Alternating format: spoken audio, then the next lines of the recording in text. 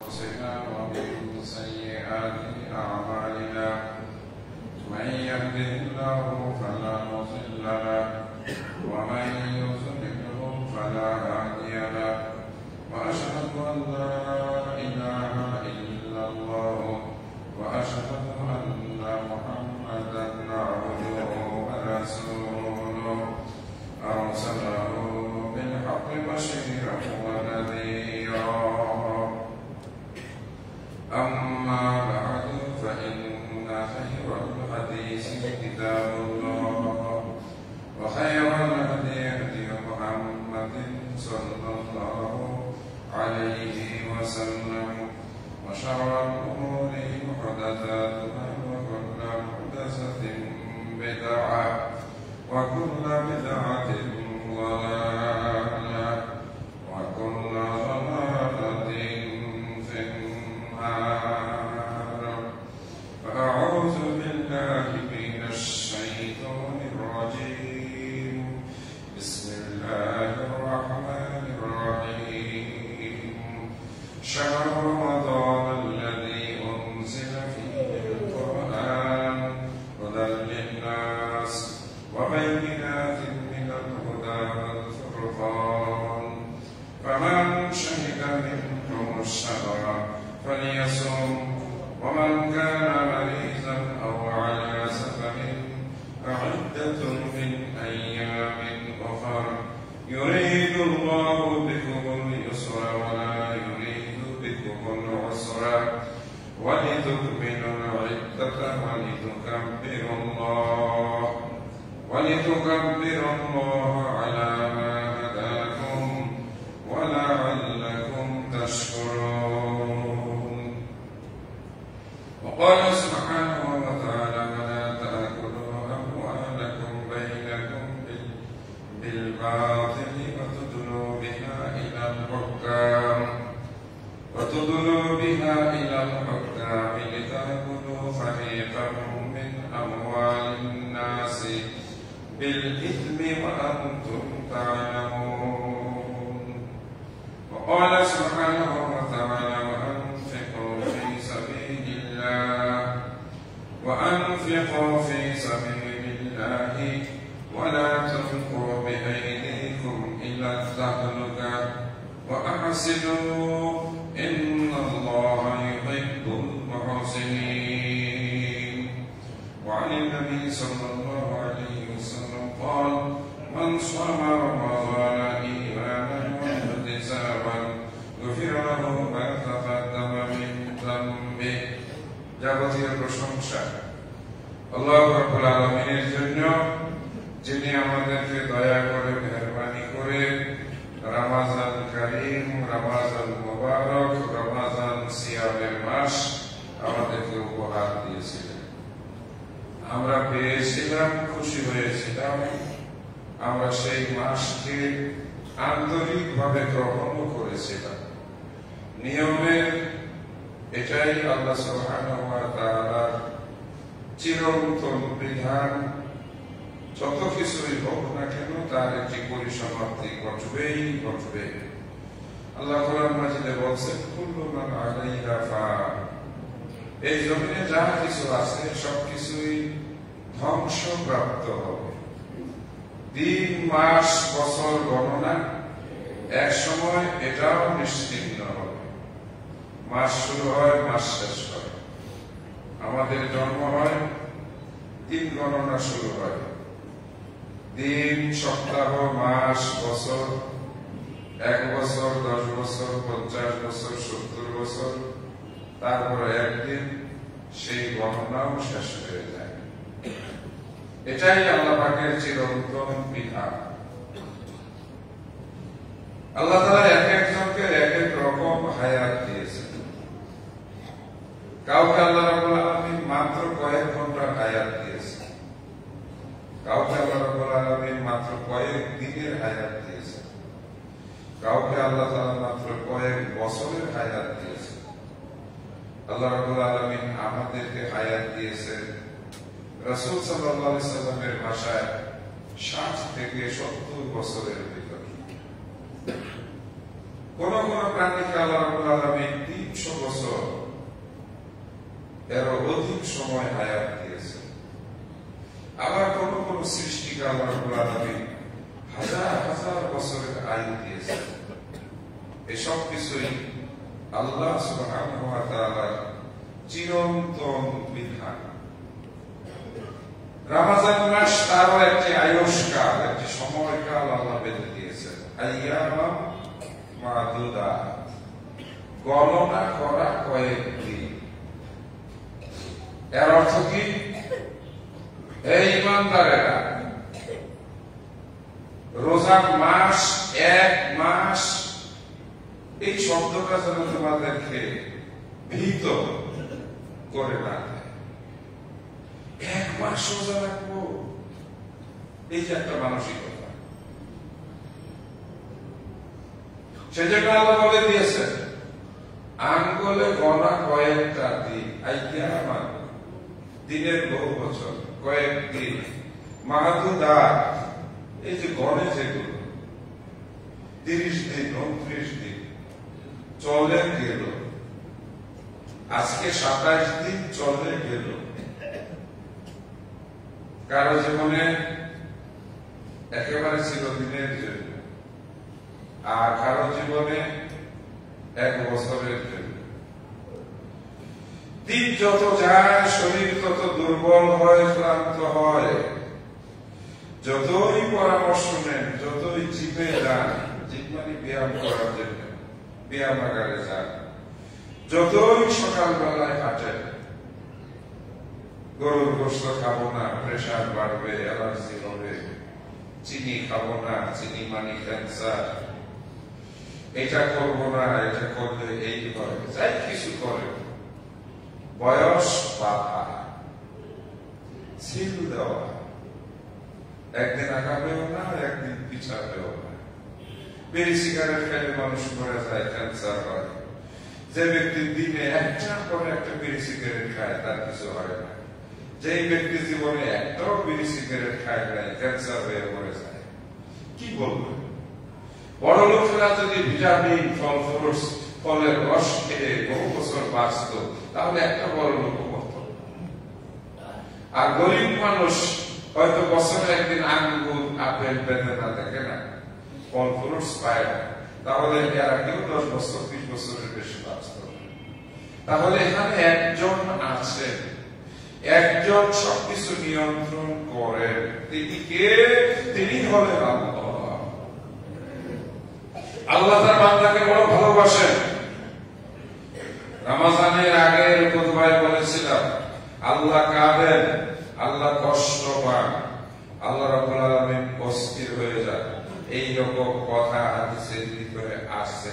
আল্লাহ রাব্বুল আলামিন এত খুশি হন, হারানো উটের মালিক সব সম্পদ ফিরে পেলে যেরকম খুশি হয়, বান্দা যখন গুনাহ করে আল্লাহর কাছে ফিরে আসে সেরকম খুশি হন। আল্লাহ তাআলা বান্দাকে রাস্তা দেখানোর পরেও যদি কেউ হিদায়াতের পথে না আসে, আল্লাহ তখন আফসোস করেন, আনজারতাহুম আম লাম তুনজিরহুম লা ইউমিনুন। আপনি তাদেরকে ভয় দেখান অথবা তাদেরকে ভয় না দেখান, তারা হিদায়াতের পথে আসবে না। খাতামাল্লাহু আলা কুলুবিহিম ওয়া আলা সামঈহিম ওয়া আলা আবসারিহিম গিশাওয়া। এদের অন্তরের উপরে মোহর পড়ে গেছে, এদের চোখের উপরে পর্দা পড়ে গেছে, এদের কান বধির হয়ে গেছে, এরা কখনো ঈমান আনবে না। এটাই হলো যারা হেদায়েত দেখার পরে, পাওয়ার পরেও হেদায়েত গ্রহণ করে না। সম্মানিত দিনী ভাইরা, আল্লাহ রাব্বুল আলামিন আমাদেরকে পবিত্র করার জন্য, আমাদেরকে গুনাহমুক্ত করার জন্য, আমাদেরকে জান্নাত দেওয়ার জন্য যা কিছু আয়োজন সবটুকু আল্লাহ নিজে করেছেন। সুবহানাল্লাহ। আমাদের কি, আমরা কি করেছি?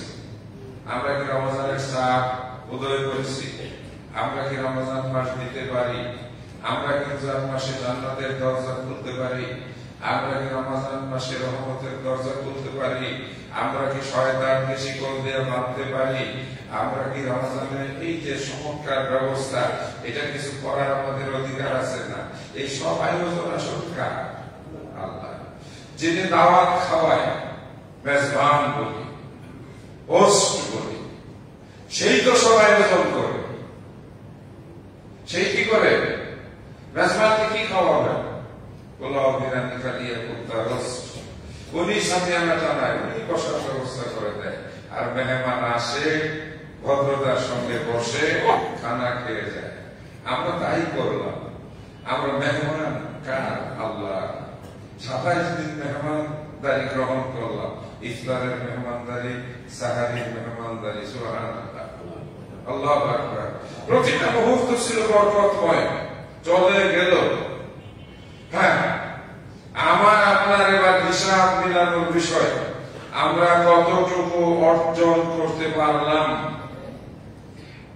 রমজান আসে, রমজানকে দেওয়া হয়েছে, রমজানের সিয়ামকে ফরজ করা হয়েছে একটা বড় উদ্দেশ্য। আল্লাহ রাব্বুল আলামিন বলে দিয়েছেন কি?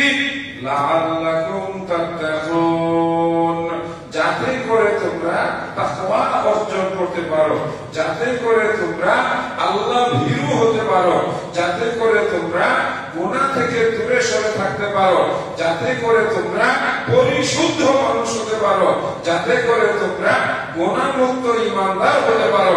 আল্লাহ রাব্বুল আলামিন সেজন্য আমাদের উপরে রমজানের সিয়াম ফরজ করেছেন। আলহামদুলিল্লাহ। আল্লাহ নিজে বলেন লাআল্লাকুম তাত্তাকুন, যাতে করে তোমরা মুত্তাকি হতে পারো। মুত্তাকিকে, মুত্তাকি শব্দের অর্থ কি? যারা বেঁচে থাকে, যারা দূরে থাকে, যারা সতর্ক থাকে, যারা সাবধান থাকে। কিসের থেকে? পাপ থেকে, অন্যায় থেকে, গুনাহ থেকে, জুলুম থেকে। কোরআন মাজিদের একটি আয়াত পড়েছি, রমজানের আলোচনার পাশাপাশি আল্লাহ রাব্বুল আলামিন রমজানের আলোচনা যেখানে শেষ করেছেন, এরপরের আয়াতে আল্লাহ পাক এই আয়াতটি নাযিল করেছেন। আল্লাহ পাকের হিকমত, আল্লাহ পাকের যে কি উদ্দেশ্য বুঝা বড় কঠিন। রমজানের আলোচনা শেষ করেছেন 187 নম্বর আয়াতে এসে শেষ হয়ে গেছে। 188 নম্বর আয়াতে আল্লাহ বলেন ওয়ালা তা'কুলু আমওয়ালাকুম বাইনাকুম বিল বাতিল, শোনো তোমরা পরস্পরের মধ্যে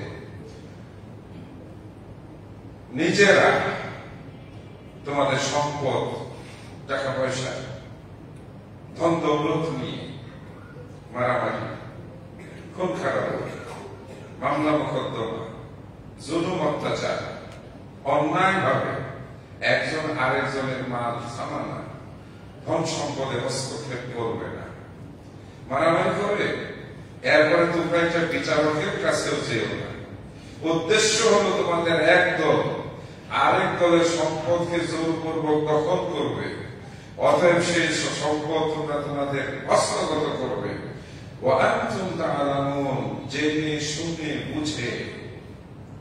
আল্লাহ তাআলা রমজানের আলোচনার পরে জবরদস্তি করে, জুলুম করে অপরের সম্পদ দখল করা, আত্মসাৎ করা, অপরের সম্পদ ভক্ষণ করা, মারামারি করা, কোপাকুপি করা, ধাওয়া পাল্টা ধাওয়া করা, তারপরে এগুলো নিয়ে মামলা মোকদ্দমা করা।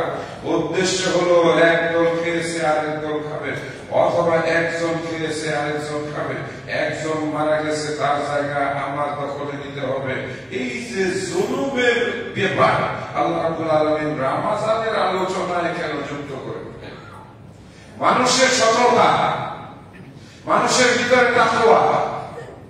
আমরা বিগত সময়ে শুনেছি কেউ কেউ বিদেশের বাড়িতে 40, 50, 60, 70টা বাড়ি, ফ্ল্যাট কিনেছেন। একটা মানুষ কয়টা বাড়িতে শুইতে পারে, ঘুমাইতে পারে?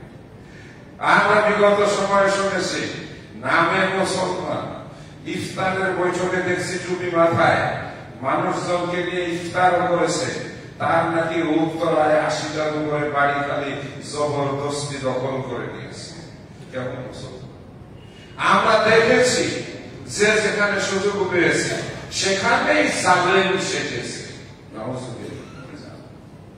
জুলুম, অত্যাচার, নিষ্ঠুরতা, অবৈধভাবে অপরের সম্পদ হস্তগত করা বাংলাদেশের মানুষের কাছে যেন এটা কালচার। যে পারো দখল করো, যে যত পারো খালি নিজের পকেট ভারী করো। অফিসে যে চেয়ারে বসে তার ধান্দা থাকে কেমন করে কাস্টমারের কাছ থেকে পয়সা খসাবে, অর্থাৎ ঘুষ হোক, সুদ হোক, ফাইন আটকায় হোক, জুলুম করে হোক। রমজান কি জন্য?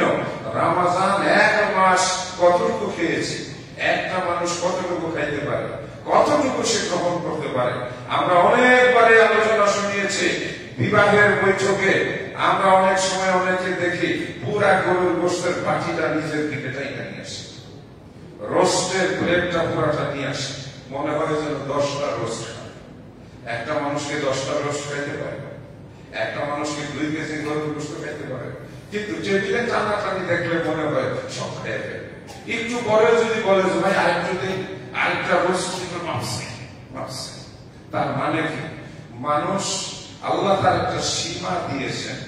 রমজানের সিয়ামের মাধ্যমে আল্লাহ রাব্বুল আলামিন আমাদের ভিতরে যে সম্পদ অর্জনের লেলিহান শিখা, লোভের যে লকলকে সাপের জিহ্বার মতো জিহ্বা প্রত্যেকটা মানুষের ভিতরে, আমি আলোচনা করছি, আমি এখান থেকে মুক্ত নই। বহু মানুষ আমরা এই হাত দিয়ে আমরা জুলুমকারী, অপরের সম্পদ দখলকারী, ইয়েতিমের সম্পদ আত্মসাৎকারী। চোখের পানি ফেলে এদিন যখন ফোন করে আমাদের কাছে, আমার বাবা এত বড় সম্মানিত লোক ছিলেন, সমাজের জন্য এত কাজ করেছেন, আমার ভাই 3টা মসজিদের মুতওয়াল্লি, অথচ আমার ভাই আমাদের সম্পদগুলোকে জবরদস্তি করে দখল করে নিয়েছে, আমরা এখন বাচ্চা কাচ্চা নিয়ে না খেয়ে আছি। তখন আসলে বড় কঠিন মনে হয়, আমরা কি সত্যিকার অর্থে তাকওয়া অর্জনের কাছে পৌঁছতে পেরেছি? সম্মানিত ভাইরা, মানুষের সত্তার সবচাইতে বড় নিদর্শন হলো যদি সে নিজেকে সংযত করতে পারে, যদি সে নিজেকে আল্লাহর ভয়ে সমস্ত পাপ কাজ থেকে দূরে থাকতে পারে, মানুষ যদি নিজেকে নিয়ন্ত্রণ করতে পারে, কমপক্ষে লোভটাকে পরিহার করতে পারে, তাহলে সেই মানুষটাই হয় মুত্তাকি। নিজেকে নিজে যাচাই করবেন। আগামী 2-3 দিন পরে আমরা মুক্ত হয়ে যাব, আমরাও মুক্ত হব, আমাদের সাথে সাথে উনিও মুক্ত হবেন। যার নাম হলো ইবলিস, যাকে বেঁধে রাখা হয়েছে। ইবলিস ঝাঁপাইয়া পড়বে আমাদের উপরে, আমাদের ঘাড়ে এসে ভর করবে, আমাদের কানে এসে মন্ত্র দিবে, আমাদের অন্তরে ওয়াসওয়াসা দিবে। অনেক করেছে, অনেক করেছে, অনেক হয়েছে।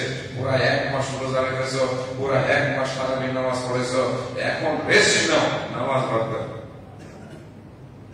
ঢাকার পুরান ঢাকার যুবকরা বলে শয়তান নাকি ওদেরকে এসে বলে, আমি হাজার বহুত নামাজ পড়ছো, এইবার একটু রেস্ট নাও, এবার একটু রেস্ট নাও। এই কথা বলে ওদেরকে মসজিদ থেকে বের করে দেয়।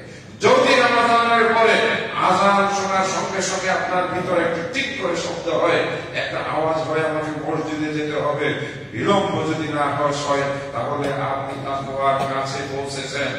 আপনার হাতে অবৈধ পয়সা আসা শুরু হয়েছে, আপনি যদি ধাক্কা দিয়ে সরাই দিয়ে বলতে পারেন এটা আমার জন্য হারাম, তাহলে আপনি তাকওয়ার দরজার কাছে পৌঁছতে পেরেছেন। আপনার কাছে কোনো বেগানা নারী অশ্লীল প্রস্তাব নিয়ে এসেছে, আপনি যদি তাকে চোখ বন্ধ করে বলতে পারেন তুমি ফিরে যাও, আমি আল্লাহকে ভয় করি, আপনি তাকওয়ার ঘরে প্রবেশ করতে পেরেছেন। আপনি যদি সত্যিকার অর্থে সমস্ত পাপ পরিহার করে চলতে পারেন, আপনি জান্নাতের ওই রুমের মালিক হয়ে গেছেন, যে রুম আল্লাহ রাব্বুল আলামিন তাকওয়া অর্জনকারীর জন্য বানায় রেখেছেন। সুবহানাল্লাহ।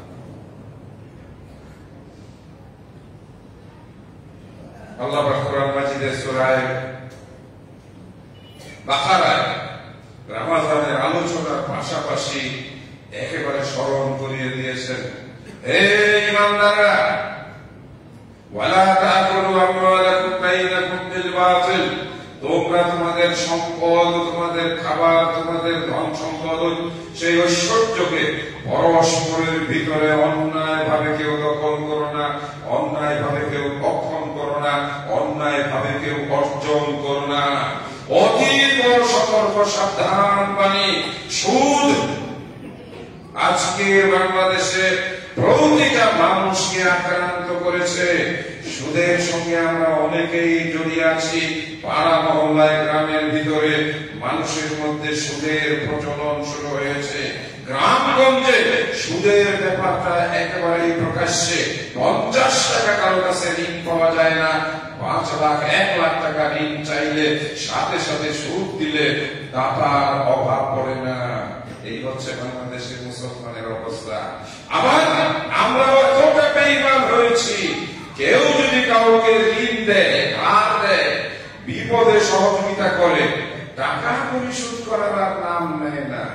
টাকার কথা বললে মুস্কি হাসি দেয়, টাকার কথা বললে মুখ ফিরিয়ে নেয়, টাকার কথা বললে এত ব্যস্ত কেন, দিব তো।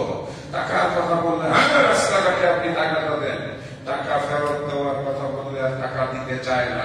এই জন্য বর্তমান সমাজে সুদের প্রচলন। সুদ কিন্তু মানুষ ঠিকই দেয়, অথচ যেই ব্যক্তি সুদ খাবে সে জান্নাতে যাবে না। রমজানে রোজা রাখলেও, সিয়াম পালন করলেও, হজ আদায় করলেও, অথবা সে যতই তারাবির নামাজ পড়ুক না কেন, নবী মুহাম্মদুর রাসূলুল্লাহ সাল্লাল্লাহু আলাইহি ওয়াসাল্লাম বলে গেছেন, সুদখোর যেই ব্যক্তি সুদ খাবে, সুদ দিবে, সুদ লিখবে, অথবা সুদের সাক্ষী হবে, একজন জান্নাতে যাবে না। সুদখোরের জন্য জাহান্নামে ভয়ঙ্কর শাস্তির ব্যবস্থা আছে। সুদখোরকে জাহান্নামের গলিজ রক্ত পুষ সেই অত্যন্ত গরম বালতি ভরে তার গলার ভিতরে ঢালা হবে এবং এগুলো তার পিছনে রাস্তা দিয়ে নারী গুলি গলিয়ে বের করে নিয়ে যাবে। সুদখোরের পেট ভর্তি জাহান্নামের ভিতরে ভয়ঙ্কর ভয়ঙ্কর সাপ থাকবে। রাসূল সাল্লাল্লাহু আলাইহি ওয়াসাল্লাম বলেন, 2 মুখী সাপ, এক একটা সাপের দংশনে সমস্ত দেহটা কালো হয়ে যাবে, 40 বছর পর্যন্ত তার যন্ত্রণা চলবে।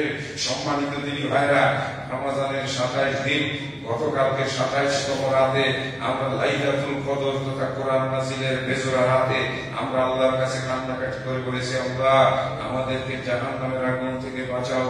আল্লাহুম্মা ইন্না নাউযু বিকা মিন আযাবিল কবরি ওয়া মিন আযাবিন নার। আল্লাহ দয়া করে তুমি আমাদেরকে জাহান্নামের আগুন থেকে বাঁচাও, তুমি আমাদেরকে কবরের আযাব থেকে বাঁচাও। সুদখোর ব্যক্তি এই দোয়া করে থাকলেও যদি সে সুদ না ছাড়তে পারে, আপনার দোয়া আল্লাহর কাছে কবুল হয় না। ঘুষখোর, আরে আমাদের দেশে পয়সা না দিলে কাজ একেবারেই হয় না। ঘুষ এটা না দিলে তো আমাদের অফিসারদের মনই ভরে না। নাউযুবিল্লাহ মিন যালিক। ঘুষখোর কেরানি 8টা 10টা 15টা বাড়ি থাকে, তার খামার থাকে, তার বাগান বাড়ি থাকে, বাবা মাথার মধ্যে টুপিও থাকে, আবার পাঞ্জাবি পরা থাকে, দুনিয়ার দুর্নীতিবাজ ঘুষখোর, অথচ সে অহংকার করে নিজেকে মুসলিম বলে দাবি করে। এ হচ্ছে আল্লাহর সঙ্গে প্রতারণা করা। ঘুষখোর হয়তো ঘুষের টাকা দিয়ে বিরাট বড় ইফতারিও দিয়েছে, শত শত মানুষ দামি দামি ইফতার খেয়ে হয়তো প্রশংসা করেছে।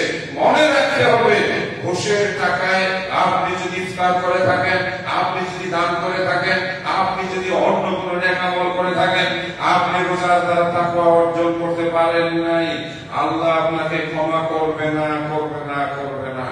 সম্মানিত দিনী ভাইরা, আমরা গুরুত্বপূর্ণ কথা আরেকটু বলে, বিশেষ করে আমরা ঈদুল ফিতরের কথা, আমরা ওই যে সেই ফিতরার কথা, আমরা আগামী মাসের 6 রোজার কথা, রমজানের শেষ মুহূর্তে আমাদের করণীয় কথা, এই কথাগুলো শুনবো।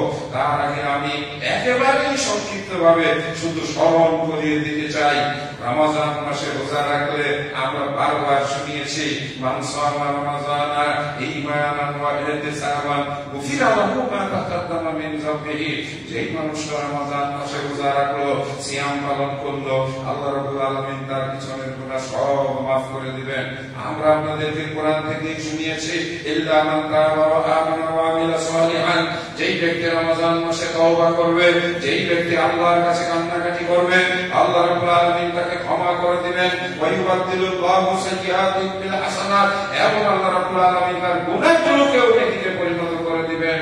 অবশ্যই আল্লাহর কথা সত্য, তবে এই কথাগুলো সত্য। হুকুকুল ইবাদত, হুকুকুল ইবাদত, হুকুকুল ইবাদত আল্লাহ ডেকে বলে দিয়েছেন, এ আমার বান্দারা শোনো, আমার হক আমি আল্লাহ ক্ষমা করে দিতে পারি, কিন্তু আমি কোন বান্দার হক মেরেছো, আমি এটা ক্ষমা করব না। মিটিয়ে ফেলেন, আজকে মিটিয়ে ফেলেন। পারবেন? যার কাছে ব্যবসা করতে গিয়ে 20,000 50,000 টাকা নিয়ে দেন না, আজকে দিয়ে দেন।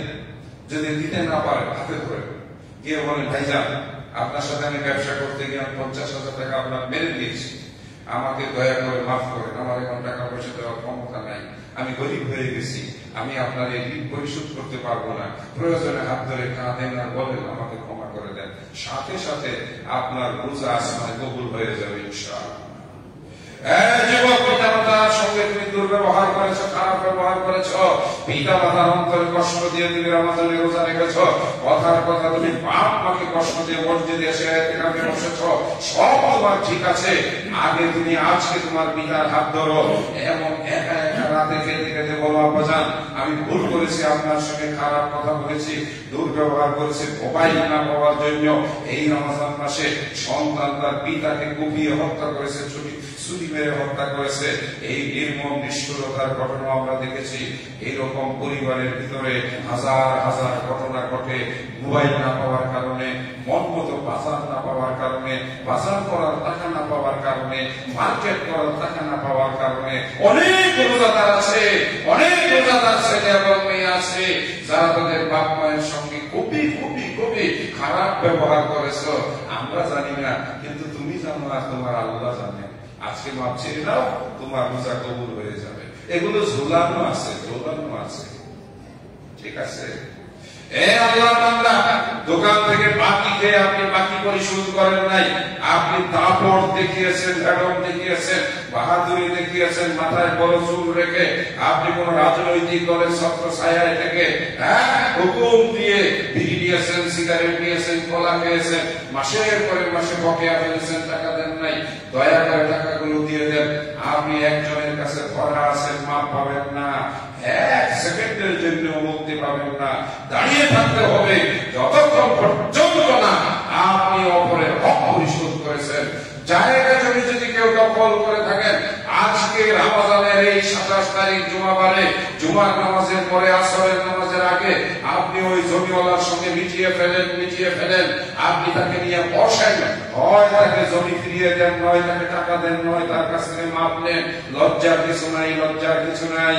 বহু ঢাকা শহরে বহু হাজি সাহেব আছে, ঢাকা শহরে বহু ভালো ভালো দিনদার আছে, মসজিদের অনেক মুতাওয়াল্লি সেক্রেটারি আছে যারা অপরের জায়গা জমি দখল করে বড় বড় বিল্ডিং তুলে ভাড়া দেয়, খায়, আর বড় লোকি ভাব দেখায়, অথচ সে হারামখোর। আল্লাহ সবাইকে চিনেন এবং জানেন, মাফ করবে না।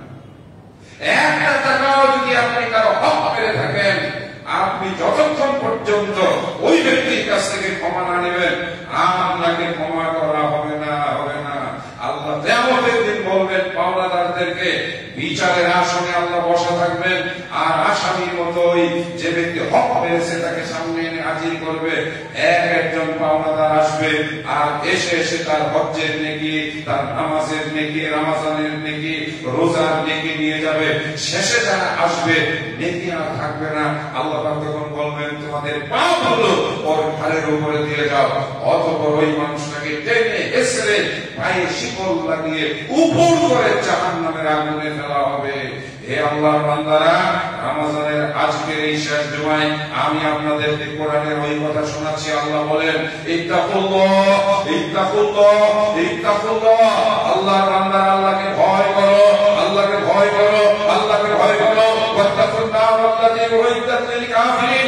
আর ওই জাহান্নামের আগুনকে ভয় করো, যে জাহান্নামের আগুন বড় ভয়ানক, যে জাহান্নামের আগুন বড় কঠিন। ইন্না জাহান্নামা কানাত মিরসাদা লিত-তাগীনা মাআবা লাবিদিনা ফিহা আহওয়াবা লা ইয়াযুকুনা ফিহা বারদান ওয়ালা শারাবা। জাহান্নাম বড় ভয়ানক এক ঠিকানা, জাহান্নাম বড় ভয়ানক এক ঠিকানা। জাহান্নামের কথা মাঝে মাঝে ভাববেন, মাঝে মাঝে চিন্তা করবেন, গড়াগড়ি দিয়ে কাঁদবেন। ওসমান রাদিয়াল্লাহু তাআলা জাহান্নামের কথা মনে করে কাঁদতেন। আয়েশা রাদিয়াল্লাহু তাআলার ঘরের ভিতরে একেবারে ফুফিয়ে দীর্ঘ সময় পর্যন্ত কাঁদতেন।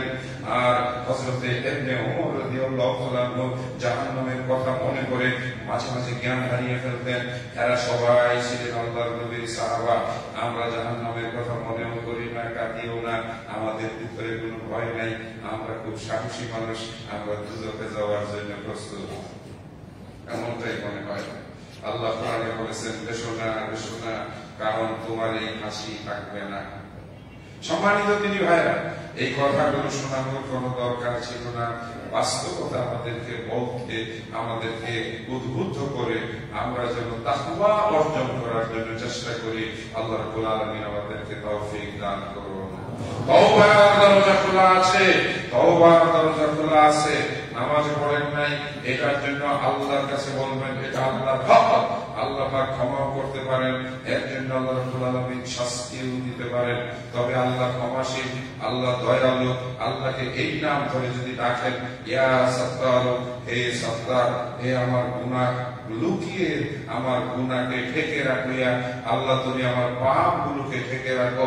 রাসূল সাল্লাল্লাহু আলাইহি ওয়াসাল্লাম বলেন, আল্লাহর কাছে যে ব্যক্তি নীরবে কাঁদবে, আল্লাহ রাব্বুল আলামিন কিয়ামতের দিন তার গুনাহগুলোকে একটা চাদর দিয়ে ঢেকে রাখবেন, একটা চাদর দিয়ে ঢেকে রাখবেন। কাউকে আল্লাহ সেই গুনাহগুলো দেখতে দিবে না।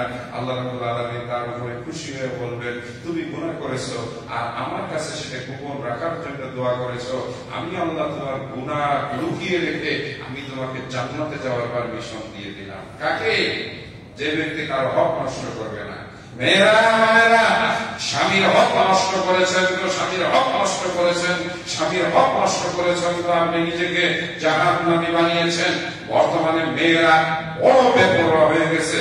মোবাইলের মাধ্যমে পরকীয়া করে, মোবাইলের মাধ্যমে পরপুরুষের সঙ্গে গল্প করে, মোবাইলের মাধ্যমে পরপুরুষের সঙ্গে হাসি তামাশা করে, মোবাইলের মাধ্যমে স্বামীর দুর্নাম বদনাম পরপুরুষের কাছে বলে, মোবাইলের মাধ্যমে ওই যে এক্স বলে জানি কি, এক্স এর সঙ্গে যোগাযোগ রাখে। এই মেয়েরা, এটা বেঈমানি, এটা বিশ্বাসঘাতকতা। আপনি নিশ্চিত থাকুন, রমজানের রোজা তো দূরের কথা, সারা বছর রোজা পালন করলেও আপনার ঠিকানা হবে জাহান্নাম, আপনার ঠিকানা হবে জাহান্নাম, আপনার ঠিকানা হবে জাহান্নাম। প্রতারকের জন্য আল্লাহ রাব্বুল আলামিন কোন জান্নাত তৈরি করে রাখে নাই। মেয়েরা আজকে তওবা করুন, আপনার স্বামীর কাছে গিয়ে ক্ষমা চান, মাফ চান। মুখে যদি বলতে লজ্জা লাগে, কমপক্ষে হাতে ধরে বলবেন, স্বামী আপনি আমার আপনজন, আমি মাঝে মাঝে ভুল করেছি, আমি মাঝে মাঝে দুই একটা বেঈমানিও করেছি, আপনার অবর্তমানে আপনি আমাকে ক্ষমা করে দিন, আল্লাহ আপনাকে ক্ষমা করবেন। লুকানোর কিছু নাই। সন্তান, আপনি বাবা মাকে কষ্ট দিয়েছেন, ক্ষমা চেয়ে নেন। আপনি স্ত্রী স্বামীকে কষ্ট দিয়েছেন, ক্ষমা চেয়ে নেন। আপনি স্বামী হয়ে যদি স্ত্রীর হক আদায় না করে অন্য নারীর সঙ্গে যদি আপনি মেলামেশা করেন, চলাফেরা করেন, আপনিও জাহান্নামী। আপনার নাম হলো দায়ুস, আর দায়ুসকে বলা হয়েছে আর দায়ুসু লা ইয়াদখুলুল জান্নাতা, কোন দায়ুস জান্নাতে যাবে না, যাবে না। সবার জন্যই সতর্কবাণী। সবাই আল্লাহ সুবহানাহু ওয়া তাআলা বলেন, ওয়া কুনতুম আলা শাফা হুফরাতিন মিনান নার, তোমরা কিন্তু প্রত্যেকেই জাহান্নামের ঠোঁটের উপরে, জাহান্নামের কিনারায়, তোমরা প্রত্যেকেই জাহান্নামের একেবারে কিনারায়। আল্লাহ রাব্বুল আলামিন ওই জাহান্নাম থেকে আমরা যেন মুক্তি পাই, সেজন্য আল্লাহ সুবহানাহু ওয়া তাআলা আমাদেরকে রহমতের মাস রমজান দিয়েছেন বলে আলহামদুলিল্লাহ। রমজান মানুষকে ভাবায়, রমজান মানুষকে শেখায়, রমজান মানুষকে উপলব্ধি করায়। সারাদিন রোজা রেখে না খেয়ে থেকে আমরা মানুষের কষ্ট বুঝতে পারি। সারাদিন রোজা রেখে পাপ থেকে দূরে থেকে আমরা নিজেদেরকে তৈরি করি। সারাদিন রমজানের রোজা রেখে আল্লাহর হুকুম পালনে আমরা তৎপর হই।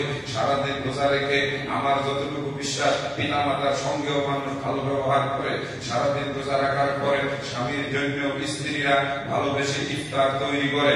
এই সবগুলোই সওয়াবের কাজ। সুতরাং এই রমজান মাস হচ্ছে আল্লাহ রাব্বুল আলামিনকে খুশি করার মাস এবং পরস্পরের ভিতরে বন্ধুত্ব এবং সম্প্রীতি তৈরি করার মাস। আল্লাহ রাব্বুল আলামিন আমাদেরকে এই তৌফিক দান করুন, আমিন। সম্মানিত রোজাদার ইমানদার মা বোনেরা, রমজান বিদায় হয়ে গেল। আজ সম্ভবত 2 দিন বা 3 দিন আমাদের হাতে আছে। চাঁদ ওঠা সাপেক্ষে আমরা রমজানের সিয়াম থেকে বেরিয়ে যাব। চাঁদ যতক্ষণ না দেখব ততক্ষণ পর্যন্ত আমরা সিয়াম পালন করব। তবে রাসূল সাল্লাল্লাহু আলাইহি ওয়াসাল্লামের স্পষ্ট হাদিস, আরবি মাস হয় 29 হবে, না হয় 30 হবে, 31 হবে না। সুতরাং আমরা যদি মনে করি যে আমরা খালি রোজা রাখতেই থাকবো, সেটাও সুযোগ নাই। সর্বোচ্চ আমরা 30 পর্যন্ত যেতে পারবো, আর যদি কমে তাহলে একটা। কিভাবে? চাঁদ উঠবে। সারা বাংলাদেশে যখন একসাথে চাঁদ দেখবো, সারা বাংলাদেশের মানুষ একসাথে ঈদ করবো। কিছু কিছু মানুষ অতিমাত্রায় বুঝিয়া, যারা বেশি বুঝেছে, এটা আমাদের বাঙালির একটা বড় রূপ, এত বেশি বুঝিয়া মানুষ সারা পৃথিবীতে আর কোথাও। আমরা সারা জীবন বলে আসলাম কি ভেতরা দিতে হবে 2.5 কেজি। কেজির আগে আমাদের মাপ ছিল কি 3.5 সের। 3.5 সের পেলাম কোথায়? আল্লামা আব্দুল্লাহ কাফি আল কুরাইশি রাহিমাহুল্লাহ, বাংলাদেশ জমিয়তে আহলে হাদিস, পাকিস্তান জমিয়তে আহলে হাদিস, তার আগে নিখিলবঙ্গ ব্রিটিশ জমিয়তে আহলে হাদিসের যিনি প্রতিষ্ঠাতা সভাপতি, ওনাকে সৌদি আরবের গ্র্যান্ড মুফতি ওই যে সে আব্দুল ওয়াহাব নাজদি কুরাইশি উপাধি দিয়েছেন। এই জন্য তিনি কুরাইশি। তার আরবি ভাষা এত স্বচ্ছ, তার বক্তৃতা শুনে তার বলছে, তুমি তো আমাদের দেশের কুরাইশদের মতো স্বচ্ছ ভাষায় কথা বলো। উনি নিজে মদিনা থেকে একটা চা নিয়ে আসেন বাংলাদেশে। উনি জমিদার ছিলেন,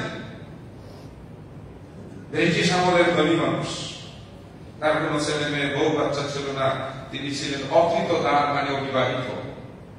উনি সেখান থেকে একটা চা নিয়ে আসেন, এসে বাংলাদেশে মা পেলেন সেই আমাদের শেয়ার পাথর দিয়া, ওই যে ছটা কাচ্চা পোয়া বুঝে গেছি তখন, সেটা দিয়ে মাপ নেই, ওজন করে দেখবেন 3.5 সের। 3 সেরের চাইতে একটু কম। এটাই চলতে থাকলো। পরবর্তী সময় 3.5 সের মানে কেজি সেরের চাইতে একটু বেশি। ফলে বাংলাদেশের বড় বড় আলেমরা কে কে? শেখ হাবিবুল্লাহ রহমানী, সেই আব্দুল্লাহ ইবনে ফজল রাহিমাহুল্লাহ, তারপরে মুনতাসির আহমদ রহমানী, হাবিবুল্লাহ রহমানী, আহমদুল্লাহ রহমানী, এইসব বড় বড় রহমানী আলেমরা শের এবং কেজি মিলাইয়া তারা দেখলো যে এটা 2.5 কেজি হয়, তার চেয়ে একটু কম, কিন্তু নির্ধারণ হলো 2.5 কেজি। এটাই চলতে থাকলো। এখন সৌদি আরবে মদিনায় পড়তে গিয়া ডিব্বা একটা আইনা তারা আবার ফেসবুকে দেখায়, বলতেছে এটা 3 কেজি। মানে বেশি বোঝা, সমাজে একটা বিশৃঙ্খলা তৈরি করে। আমরা এতকাল বললাম, সেটাকে ভুল প্রমাণ করে। সম্মানিত দিদি ভাইরা, বুঝানোর জন্য একটু বলতে হয়, বিতর্ক এসে যায়, সেজন্য আমাদেরকে বিতর্ক মানে সলিউশন দিতে হয়। রাসূল বলেছেন, এই যে হাতের চৌলটা, এই 1 চৌল পরিমাণ পূর্ণ ভরে খাদ্য দ্রব্য 4 বার যদি উঠানো হয়, 4 চৌল, এই 4 চৌল পরিমাণ খাবারকে রাসূলুল্লাহ সাল্লাল্লাহু আলাইহি ওয়াসাল্লাম 1 সা বলেছেন। এই হাত দিয়ে আমাদের দেশে আগে এত বাটি বুঝি ছিল না। কেউ যদি যাইতো মুসাফির ভিক্ষুক, মহিলারা বাড়ি থেকে এরকম হাত দিয়ে চাপ দিয়ে 1 চৌল চাল দিয়ে দিত, বলতো 4 চৌল চাউল দিয়ে দাও, 4 চৌল খাবার দিয়ে দাও। বাংলাদেশে একজন মাদানী আলেম গত কয়েকদিন আগে একবার স্পষ্ট করে দেখাই দিয়েছেন, বাংলাদেশ জমিয়তে আহলে হাদিসের আল্লামা কাফি সাহেবের হিসাব করা যে 2.5 কেজির হিসাব, এটাই চূড়ান্ত সঠিক। এই 4 চৌল দিয়ে চাউল ওঠানো হয়েছে। 4 চৌল চাউল ওঠাইলে 2 কেজি একটু কম হয়। ভিজা খেজুর যেটা ভারী, খেজুর হাতে বেশি নেই। যখন পুরা এইরকম হাত দিয়ে দেখানো হয়েছে, কোন মানুষটা হাত দেওয়া হয়েছে? যেই মানুষটা লম্বায় 5 ফুট 7 ইঞ্চি 8 ইঞ্চি, যার হাতটা একটু বড়, মানুষের মধ্যে হাত ছোট বড় আছে, এইটা নিয়ে যখন 4 চৌল পরিমাণ খেজুর উঠানো হয়েছে, মাপ দিয়ে দেখা গেছে 2 কেজি 400 গ্রাম 60 পয়েন্ট, মানে 40 পয়েন্ট কম হয়। এইবার উনি চূড়ান্ত ভাবে বলেছেন যে ওই 40 পয়েন্ট আমরা বাড়াইয়া দিয়া 2.5 কেজি একটা মিল মতো করে দিয়েছি। তাহলে কত হলো? সৌদি আরবে খেজুরের মাপ, খেজুর হাতে নিয়ে যখন তুইয়া মাপা হয়েছে, রাসূল সাল্লাল্লাহু আলাইহি সাল্লাম সা, ওই জামানায় ইরাকের সা ছিল 5 কেজি, ওই জামানায় মিশরের সা ছিল 4 কেজি, ওই জামানায় মক্কার সা ছিল আরেক রকম, ওই জামানায় মদিনার সা। এটা খুব সহজ করে বোঝানো যায়। আগের জামানায় গ্রামে ওই যে মাটির হাঁড়ি পাতিল বিক্রি করতে আসতো কুমারেরা, আর তখন আমাদের ধান হইতো, ওরা এত বড় বড় ওই খাঁচার মতো বানানো শের নিয়ে আসতো, কারোটা হয়তো বড়, কারোটা হয়তো ছোট। আমরা দেখেছি যে গ্রামের মহিলারা কিছু ভালো ধান আর বেশিরভাগ চিটা দিয়ে ওটা ভরে দিত, বিশেষ করে আমাদের এলাকায়। ওইটুকু ছাড়ার পরেও যে ধান পাইত তাতেও কুমারের লাভ হইত। এক একজনের মাপ ছিল এক এক রকম। সুতরাং একেবারে সর্বশেষ খেজুরের চোয়াল দিয়ে উঠিয়ে 4 চোয়াল আল্লাহ রাসূল সাল্লাল্লাহু আলাইহি সাল্লাম বলেছেন এক সায়ের পরিমাণ। বাংলাদেশের চাউল উঠাইলে 2 কেজির একটু বেশি হয়, আর যদি খেজুর উঠানো হয় তাহলে 4.5 কেজি, সরি 2.5 কেজির একটু সামান্য কম হয়। ফলে বাংলাদেশ জমিয়তে আহলে হাদিস আমরা আলেম ওলামারা একসাথে একজন নয়, আমাদের সঙ্গে মাদানী আলেম তো 200-250 উপরে আছে। এখন তো মাদানী আলেমের অভাব নেই। প্রতি বছর প্রায় 60-70-100 করে মাদানী আলেম পাশ করে আসতেছে মদিনা থেকে। আমরা তো তাদেরকে নিয়ে বসে একটা সভা কক্ষে আলোচনা করে সর্বশেষ আমরা ক্যালেন্ডারে দিয়ে দেই যে ফিতরা 2.5 কেজি। হঠাৎ করে একজন আসলে বক্তৃতা দিলেন, সব ভুল, এতদিন পর্যন্ত যা করেছেন সর্বনাশ করেছেন। কি আমি পাইছি কি পাইছি যে ফিতরা 3 কেজি। এটা ফরজ। কে বলছে তোমরা ফরজ? কোথায় তুমি পড়ালেখা করেছ? এই বলবে তুমি ফিতরা ফরজ বানাইছো, ফেসলামি করার জায়গা হবে। খুব বাংলার সাইডে বেশি কইয়া একটা দুটা খুববার জন্য এখানে এসে যাও কষ্ট বক্তৃতা দাও। আমরা কি পড়ালেখা করি নাই? বাংলাদেশের 1 নম্বর সেরা ছাত্র ছিলাম, বোর্ডের স্টুডেন্ট করা ছাত্র ছিলাম, হাজার মাওলানাদেরকে পড়াইছি। এখানে জাম দেই আর খুববা দেওয়ার সুযোগ পেয়ে এসে মৌলমতো মাসলা বলে সমাজে বিশৃঙ্খলা করা হয়েছে। আমরা একটা জিনিস এমনি ছাড়ি না, গবেষণা করার পরে আমরা ছাড়ি। বলতে হয় আমরাও কিছু মুসল্লি আছি, কেউ বললেই দৌড়তে আরে আহমদুল্লাহ সাহেব আমাদের এতদিন ধোঁকা ফেলায় রাখছে, দেখছো সব শেষ। ফিতরা ফরজ নয়। রাসূল সাল্লাল্লাহু আলাইহি ওয়াসাল্লাম বলেছেন আউজাবা ফারাজা রাসূলুল্লাহ সাল্লাল্লাহু আলাইহি ওয়াসাল্লাম, আল্লাহ রাসূল যেটাকে ফরজ শব্দ ব্যবহার করেন সেটা শরীয়তের হুকুম হলো ওয়াজিব। ফিতরা পরিমাণও ওয়াজিব না। কেন বলবে তুমি ফরজ? ফরজ করার মালিক আল্লাহ। আল্লাহু আকবার। বলে দিলাম ফিতরা এই 3 কেজি ফরজ, খেজুর 3 কেজি খাবার আদায় করা ফরজ। কোথায় আছে তুমি বলেছো? নিজেরা শরীয়ত বানাও। সম্মানিত দিনী ভাইরা, কথাগুলো এই জন্যই বলতে হলো যে আমরা এগুলো নিয়ে মাঝে মাঝে সমস্যায় পড়ে যাই। একটু এদিক সেদিক করলেই মনে হয় আমরা বেদাতি হয়ে গেলাম। আমরা একটু এদিক সেদিক করি, আমরা বেদাতি বলতে বলতে এখন আমাদেরকে হাম্বলি মাযহাবের বানাই ফেলছে। আমরা কিন্তু প্রকারান্তরে হাম্বলি মাযহাবের হয়ে গেছি। রব্বানা লাকাল হামদ হামদান কাসীরান তাইয়িবান মুবারাকান ফি। আল্লাহ রাসূলের পিছনে এক ব্যক্তি জোরে করে বললেন, রাসূল সাল্লাল্লাহু আলাইহি সাল্লাম সালাম ফেরানোর পরে তাকে তো গালিও দেন নাই, তাকে তো বলেন এই কে জোরে কথা বলছো, বরং তিনি বলেন আমি দেখলাম 18 জন ফেরেশতা, আরেক হাদিসে 12 জন ফেরেশতা তোমার এই দোয়াটা নেওয়ার জন্য আসমান থেকে প্রতিযোগিতা করে আসতেছে। এর অর্থ কি? যদি তুমি জোরে বলো এবং সেটা ফেরেশতারা শুনে, তাহলে ফেরেশতারা এটা আল্লাহর কাছে পৌঁছায় দেয়। আগে আমরা একটু জোরে বলতাম, বন্ধ করে দিচ্ছি। হাম্বলিরা আসতে বলে ফতোয়া নামাজের মধ্যে কোনো শব্দ করা যাবে না। আল্লাহ রাসূলের সাহাবী শব্দ করলেন, রাসূল তো তাকে বকা দেন নাই, রাসূল তো বরং তাকে কি করেছেন? উৎসাহিত করেছেন। আগের আহলে হাদিস আলেমরা ওই মাসলাকে বলেছেন, তারাও কেউ বলেন নাই আপনারা সবাই জোরে বলবেন। যদি একটু হালকা আওয়াজে হয় আলহামদুলিল্লাহ, আমি জোরে বলতে হবে। তার ভিতরে একটা পরিমাপ আছে। আমরা আহলে হাদিসরা সেই সব কিছু হাদিসগুলোকে বিশেষ করে আমাদের ফতোয়া বোর্ডে বাংলাদেশ জমিয়তে আহলে হাদিসের যাচাই বাছাই করে অতঃপর আমরা সেই হাদিসটাকে সমাজের জন্য আমরা ক্যালেন্ডারে অথবা আমরা ওই প্রচারণায় দিয়ে থেকে আল্লাহ আমাদেরকে সেই তৌফিক দান করুন। সামনে 2-3টা দিন বাকি আছে। 29শে রমজান একই ভাবে আমরা লাইলাতুল কদরকে উদযাপন করব। একটু যেন সেই রাতটাকে গুরুত্ব কম না দেই। যারা ইতিকাফে বসেছেন, চাঁদ ওঠার সংবাদ পেয়ে আপনারা তার মসজিদ থেকে বের হবেন এবং আপনারা ইতিকাফ ভঙ্গ করবেন। ঈদের সালাত নবী মুহাম্মদ রাসূলুল্লাহ রাসূলুল্লাহ সাল্লাল্লাহু আলাইহি ওয়াসাল্লাম। এটা ফরজ নয়, এটা ওয়াজিব নয়, এটা শরীয়তের মানে হলো সুন্নতে মুআক্কাদা। রাসূলুল্লাহ সাল্লাল্লাহু আলাইহি ওয়াসাল্লাম ঈদের সালাত আদায় করেছেন, ঈদের সালাত আদায় করতে বলেছেন। ঈদগাহ মাঠে যাওয়া সুন্নত, এক রাস্তা দিয়ে যাওয়া আরেক রাস্তা দিয়ে আসা। একই রাস্তায় যদি সম্ভব না হয়, এক পাশ দিয়ে যাওয়া আরেক পাশ দিয়ে আসা। ঈদের দিন সকাল থেকে আল্লাহু আকবার আল্লাহু আকবার লা ইলাহা ইল্লাল্লাহ আল্লাহু আকবার আল্লাহু আকবার ওয়া লিল্লাহিল হামদ আল্লাহু আকবার আল্লাহু আকবার লা ইলাহা ইল্লাল্লাহ আল্লাহু আকবার আল্লাহু আকবার ওয়া লিল্লাহিল হামদ।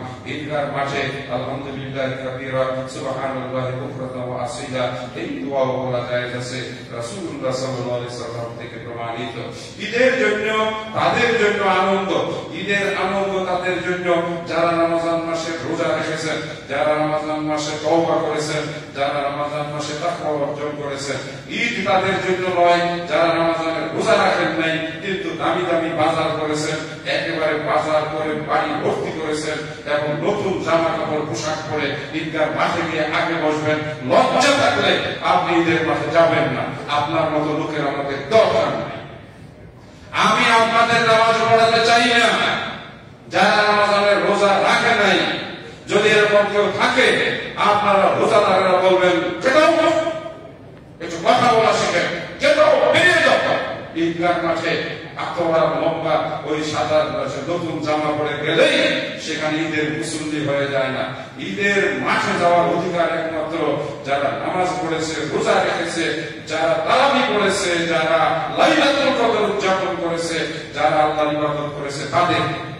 মা বলেন আমার নতুন জামা ভাইরা এসে দিন আপনি অভিমান করবেন, রাগ করবেন। এই যুবক, বাবা মা তোমাকে টাকা দেয় না সেজন্য তুমি রাগ করবে, কাল ফুলাইয়া রাখবে, ঈদগাহ মাঠে যাবে না, কিচ্ছু হবে না। কার কি হবে? তোমার ক্ষতি হবে। আছে কিছু ছেলে পেলে বেয়াদব ছেলে পেলে বাপ মায়ের সঙ্গে কাল ফুলায়, রাগ করে, ঠ্যাং ধরে, যাবো না মাঠে, তো যাও না। তোমার মতো লোক মাঠে না গেলে আমাদের ঈদের নামাজ কি একটা থাকবে? তোমার মতো বেয়াদব ছেলে আমাদের মাঠে দরকার। যে ছেলে তার বাপ মায়ের সঙ্গে ঝগড়া করে, নতুন জামা কাপড় না পাওয়ার কারণে বাড়িতে জিনিসপত্র ভাঙে, আমার খবর দিবেন, একটা থাপড়া মধ্যে বাপ মা তাকে কিনে দিতে পারবে, হতে পারে। আমরা বাবা মা জানি সবসময় বাপ মায়ের কাছে টাকা পয়সা থাকে না, সেজন্য বাপ মার উপরে রাগ করে বাড়ি থালাপাটি বেরিয়ে দিয়ে আছে এরকম। হ্যাঁ, সব ফুটা হইতেছে। ঈদগাহ মাঠে তাকে সে যাবে না। কিছু মহিলা আছে ওই দিন গোসল করবে, গোসল করে রান্না করে মুখ খোলাই রাখে। এদের উপরে আল্লাহর পক্ষ থেকে গজব নাযিল হয়। রাসূল বলেন লিকুল্লি কওমিন ঈদুন, প্রত্যেক জাতির জন্য উৎসব আছে। আমার কওমের জন্য ঈদানের দুইটা ঈদ দিয়েছে।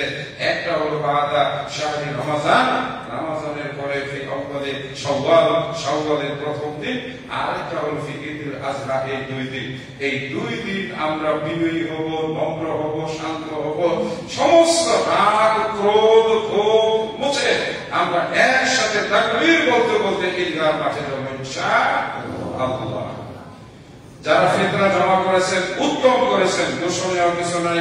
রাসূল সাল্লাল্লাহু আলাইহি সাল্লাম ঈদের একদিন আগে ফিতরা বিতরণ করার অনুমতি দিয়েছেন। ঈদের দিন সকালে বিতরণ করা উত্তম।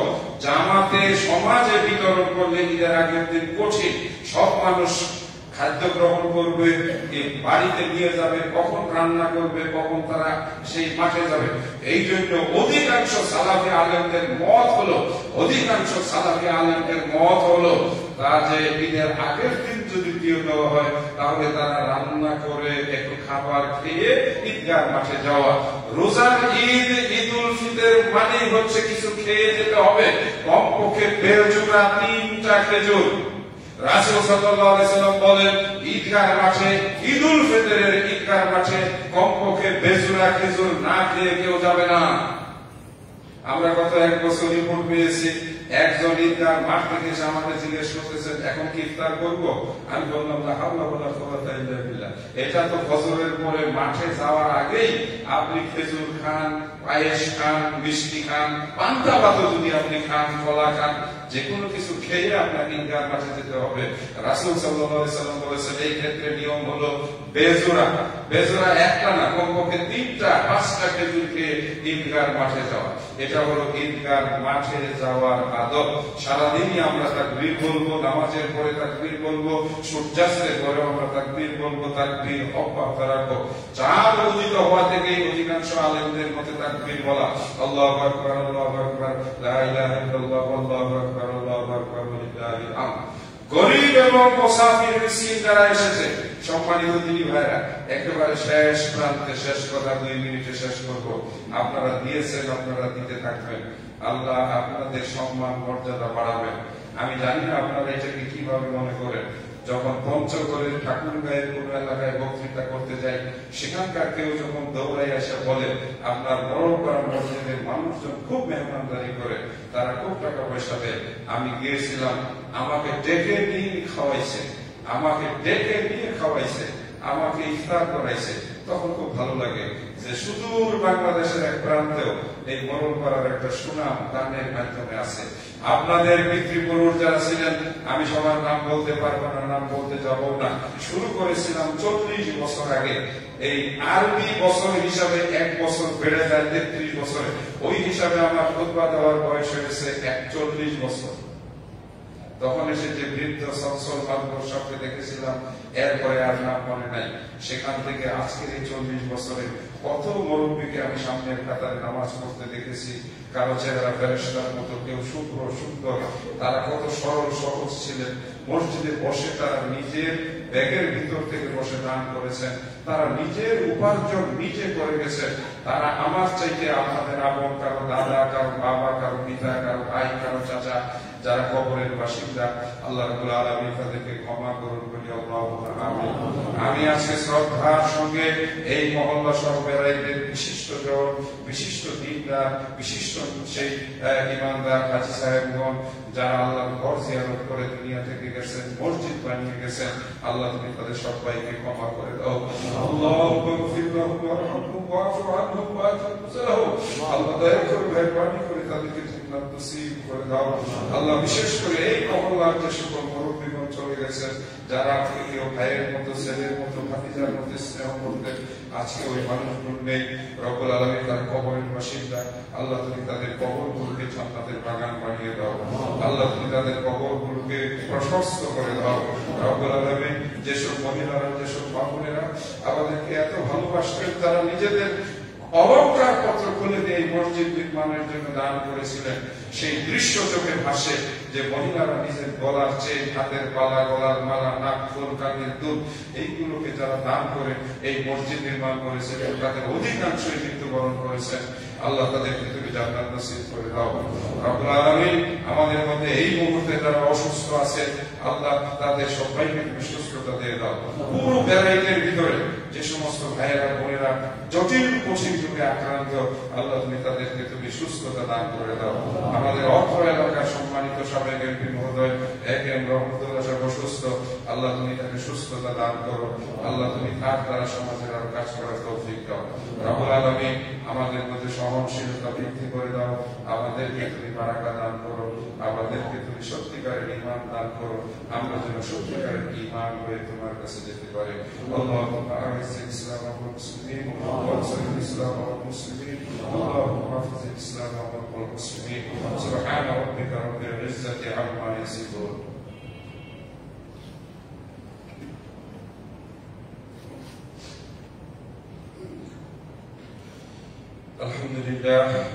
আলহামদুলিল্লাহ ওয়াহদা ওয়াসসালাতু ওয়াসসালামু আলা মান লা নাবিয়্যা বা'দা। সম্মানিত দিনী ভাইরা, 1 বছর বয়স আমাদের বেড়েছে, শরীরে অসুস্থতা বাসা বাঁধছে, যে অসুখ হচ্ছে সেটা আর যায় না।